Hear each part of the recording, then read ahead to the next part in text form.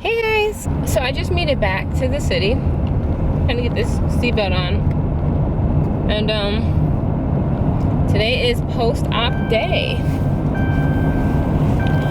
Post-operation day. So he did not come yesterday because I asked him not to come. I told him that my mom was gonna be coming down and that my friend was gonna be taking care of me, so he sent me like $60 more for just like food and some gas and stuff. So yeah, everything's handled. He sent it to me this morning and stuff. So I don't know, like yesterday I was so out of it. Like they had gave me, you know, whatever medicine they put in the IV. Like the IV still feels kind of like a little weird, a little bit sore, a little. That's like the most painful part, honestly, was the IV. It stung a little bit going up, but other than that, it was okay. And I was out of it within like 10 seconds, maybe. Like, and they were just very rude and very like, they were just rude, the nurses. Like, when I was first in the facility, everything was fine. But when I got out of the, you know, was sitting down waiting, you know, the person who administered the oral drugs to keep me calm and to get my my cervix soft, to start dilating me. You know, they were all very nice, but the two ladies who I was in the room with, you know, she was just like, okay, take your pants off. And I was just like, okay. She's like, take your pants off. And then she's like, they didn't give you a locker? And I said no. And she's like, okay, well, can you go give her a locker? She was just very rude. And you know, they sat me on the table. It was just all like, just kind of like, that was the worst part, honestly, was the actual thing. They were just rude for no reason at all, the two girls. And they were just rushing me. Like, it was a bunch of hurry up and wait. I had waited like 3 hours and I had fell asleep. And they just woke me up out of my sleep and was like, okay, we need to go. So yeah, then they took me to the car. I don't even remember that part, really. Like, I was just very in and out of it. Like, I was okay to like walk, but I couldn't walk for long. Like, I was trying to like psych myself out so I wasn't coming off like I was anything like too serious to my friend. So yeah, that was it. And then when I was in the car, I sat in the car with him.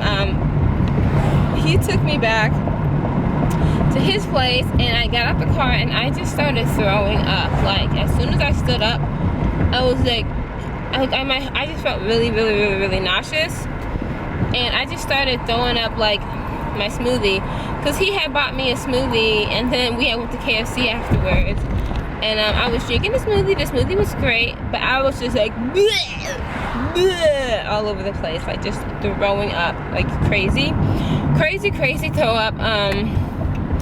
And yeah, that was pretty much it. It was just that. And so I went back to sleep. And my mom, you guys, I was so out of it. Like, I needed to sleep. Like, I literally have not had a good night's sleep in months. And I've been telling you that, like, in vlogs, like, I have not been able to sleep. I don't know if it was the pregnancy or what, but I just have not been able to sleep. And it's kind of always been like that, only this one kind of like enlightened it a little bit more. Can't get away from it. She nags too damn much. I literally laid down, guys. I was like I was so out of it, I just laid down. She calls me 3 seconds after laying down, like knocked out, barely conscious. Hello, hey, I'm at the U-Haul. Can you come get me? That's how she sounds. And I'm like, what's wrong with you? Like, the wind is blowing.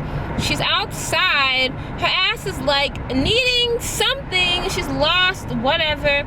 And I'm like, I saw my friend or whatever, he was in there. So he says, so I said, can you go get my mom, please? He's like, sure, yeah. So I'm still knocked out, like I keep saying, and we're trying to figure out where she's at. He thinks that he knows where she's at, and I'm like, no. She's on Gessner. There are so many U-Hauls in Houston, guys. So many U-Hauls. Like, there are some U-Hauls that are literally across the street from each other that have different owners. So I'm like, no, it's not that one. It's the one around the corner from it. So he gets the address. He goes to go get her. I don't care what any of you guys say. I don't care if any of you don't like the way I talk about her. Like, some people have commented not liking the way that I speak about my mom. But it's the truth. She honestly, like, she is practically a Murphy's Law just walking around. What can go wrong goes wrong. Like, something is seriously wrong with her. I gave her, it was simple instructions that she asked. She asked me, can I go pick her up to take her to her friend's house? The friend lived literally down the corner. It's one turn. And that's just to get into the neighborhood to get to the house. The house is on the corner. You have to turn. And it's 5 houses down. You can see the U-Haul. She could have walked, guys. It's like 4 blocks, maybe. Okay, I know maybe it's not 4 houses. It's like 4 blocks, okay? 4 blocks. You can see it. You can see the street from where she was, okay? So that's what we agreed on. You said you were gonna do that. Okay, cool. That's what we're gonna do for you. We get there and immediately the phone calls start. My mom has having to pack extra shit. She doesn't want to be at her friend's house anymore. And I'm like, that's not my problem. I'm at my friend's house. You agreed that we were taking you to your friend's house. So now my friend is calling me and he's like, you know, hey, your mom wants to know. She thinks that she's going to be spending the night. And I was so out of it. I didn't feel like arguing. I said, well, can she? And he said, I don't know, I guess. And I was just like, that's just not what we agreed on. But if I can just sleep, I don't give a fuck what you two agree on. Whatever you guys agree on, just go with it. I don't even care. But no, guys, it doesn't stop there. At this point, the anesthesia, whatever, was starting to like kind of like lay off, and I was getting even more mad because I was planning on using this anesthesia to my advantage. I'm having such a hard time sleeping lately. This stuff knocked me out so well. Like, I was good and knocked out. Like, even my mom's stupidity and drama, it wasn't even getting to me. So I know this was some good stuff. That it was literally being wasted on her and her annoying ass. So, you know, they keep calling me back and forth, and I'm finally like, look, guys, I really don't care what the hell you do. My mom ends up coming over, and instead of her just coming in, you know, quietly, just quietly, she's loud. She's loud, and she's on the phone. On the phone talking about what? Nobody knows. And I am in there trying to catch the rest of this gold that has been given to me. She's like, hello, hey girl, woo! Uh-huh. But she ain't gonna get it. Not today. When? Tomorrow? That's how my mom talks. She talks like that. And I'm just like, so I kept saying, shut up. I'm yelling, shut up to this woman.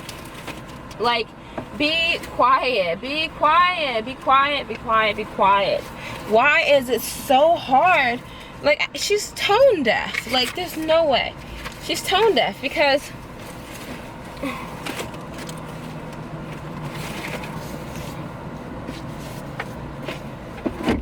there's no way that somebody can be that fucking loud, like, all the time.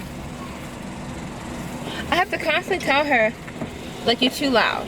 You're too loud. You're too loud. You're too loud. You're too loud. You're too loud. You're too loud. You're too loud. You're too loud. All the time. I get tired of it. Like, shut up. Shut up. Shut up. Shut up. Shut up. Shut up. Shut up. Shut up. Shut up. Shut up. Shut up. Shut up. Shut up. Shut up. Shut up. Hi, can I get a deposit slip? I just get so, it's draining. Like, telling this story to you guys is so fucking draining.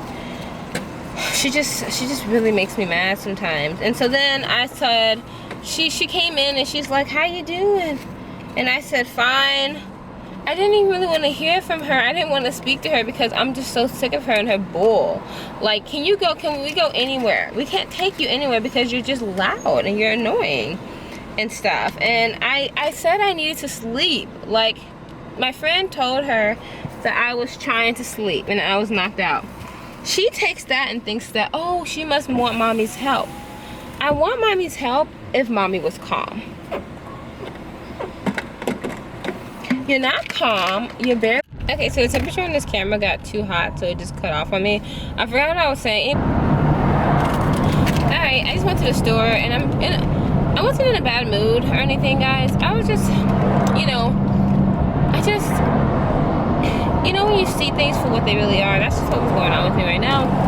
I'm over here eating me a little chico stick. What was that song? I wanna da da da, oh, cause you're so thick. That's on the Laffy Taffy song.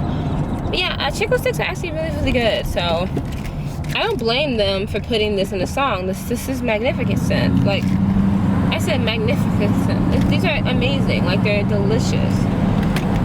It actually kind of makes me want to da da da because it's so thick. I'm just kind of like in a weird place right now. Like the baby's dad would have been, so now he's just back to being my friend. He's not the baby's dad anything because I'm no longer pregnant. But he just keeps texting me, you know. I mean, he wants to make sure that I'm okay. I'm just very detached from him. So I just, you know, I kind of just want to like not talk to him anymore. If that would be great if that was possible, you know. But guys, is it possible after an abortion to just stop talking to the person? Like, is that okay? I need to know these things. Like, I don't feel anything and I don't want to talk to him anymore. Like, I'm just done with it. I just want it to be over, you know? That's what's going on with me right now.